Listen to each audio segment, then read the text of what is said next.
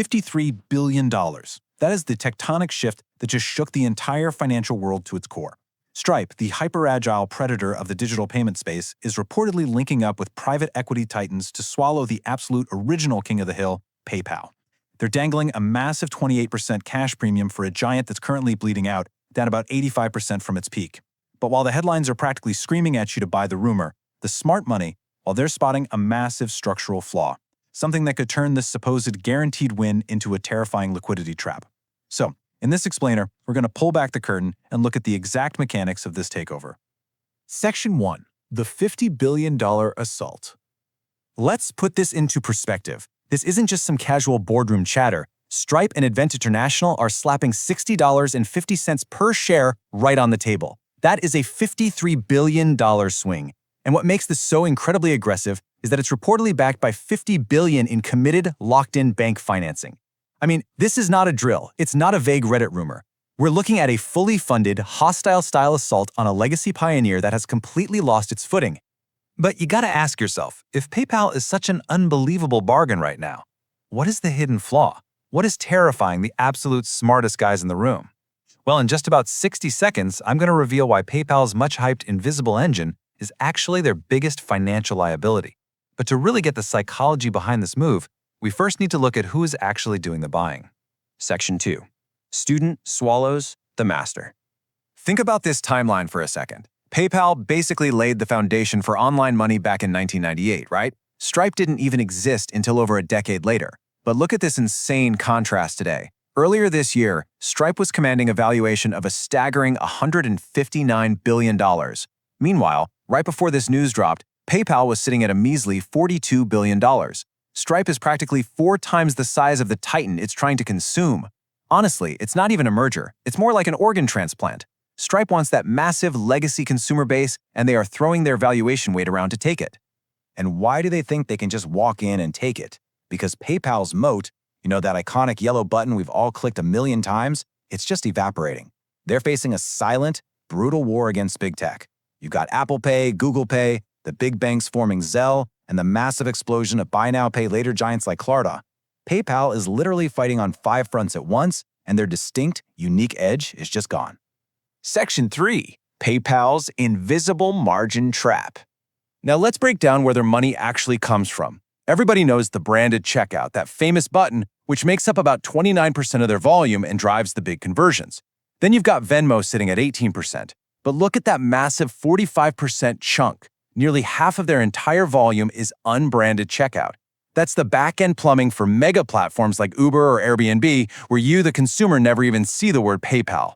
We call this their invisible engine. And here is the brutal, unavoidable truth about it.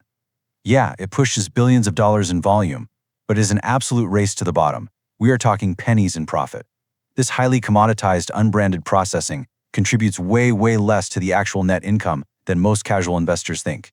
It's basically a smokescreen hiding the fact that their core, profitable business is under severe attack. So, knowing all this, how is PayPal's management actually defending themselves? Well, in just a moment, I'm going to show you how a massive stock buyback strategy might actually become a lethal poison pill, completely torpedoing this $53 billion deal before the ink even dries. Section 4. The massive buyback illusion. Under their new CEO, Enrique Lores, PayPal has flipped its capital strategy on its head, and it is a wild contrast. On one side, you have a devastating 85% crash in the stock price over 5 years. On the other side, management is acting like a mature cannibal. They are aggressively pulling capital inward and playing hard defense. They literally bought back 40 million shares in just one recent quarter. They are pulling hundreds of millions of shares off the market to consolidate their ownership. But hold on, because this creates an optical illusion you absolutely need to be aware of. Look at the top-line revenue. It's creeping up about 7%. But the actual net income, the real money they are taking home, it slid by 13%. This is absolutely crucial. Those massive buybacks are essentially artificially propping up flat earnings per share.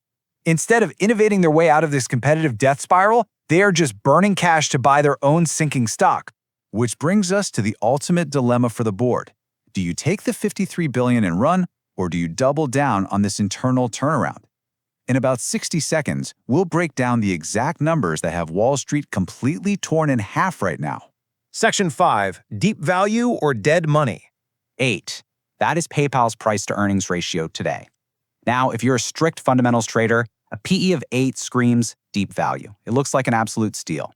But if you're an active investor watching Apple Pay eat their lunch day after day, an 8 PE is straight up terrifying. It doesn't look like a discount at all. It looks like the market pricing in a dying utility that has completely lost its competitive edge. Check this out. If you run a standard discounted cash flow model with just modest growth, PayPal's theoretical intrinsic value sits around $146 per share, but Stripe's cash offer, just $60.50. So you can see exactly why management might look at that $146 model, cross their arms, and call $60 an insulting lowball offer, completely ignoring the reality that their moat is drawing up in real time. Section 6. The ultimate arbitrage climax. So let's break down the actual market reality right now. The offer is $60.50, but the stock is floating around the $53 mark. Why the gap? Massive, massive uncertainty. If you jump in today and the deal actually closes, boom, you catch a clean 14% flip. But if management's obsession with buybacks makes them reject the deal, the downside is severe. You're suddenly left holding a legacy tech stock with shrinking margins and zero forward momentum.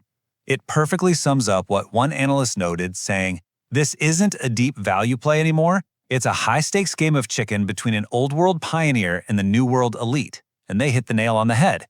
If the board rejects this fully funded cash buyout to keep chasing their slow revitalization plan, they're choosing to go to war against Apple, Google, and Stripe entirely on their own, with basically no competitive advantage left in the tank. So this is what I want to leave you with today. Will PayPal's board swallow their pride, grab that guaranteed $53 billion parachute, and hand the keys over to Stripe? Or are they going to reject the lifeline and step into the arena to face big tech completely alone? I mean, just think about the psychological weight of that decision. This explainer only scratches the surface of this massive standoff, and I highly recommend keeping a close eye on this ticker in the coming days.